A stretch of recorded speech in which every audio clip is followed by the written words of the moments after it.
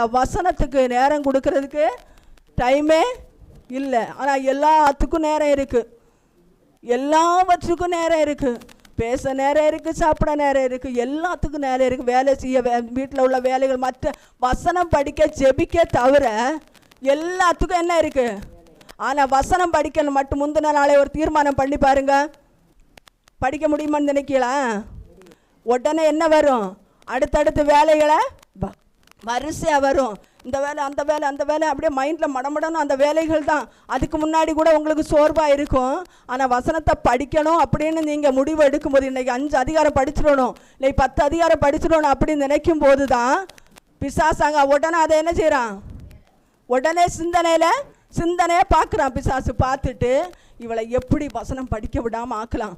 வசனத்தை படித்தா யாருக்குள்ளே நிலைத்திருக்கிறோம், கிறிஸ்துவுக்குள்ளே நம்ம நிலைத்திருக்கிறோமா.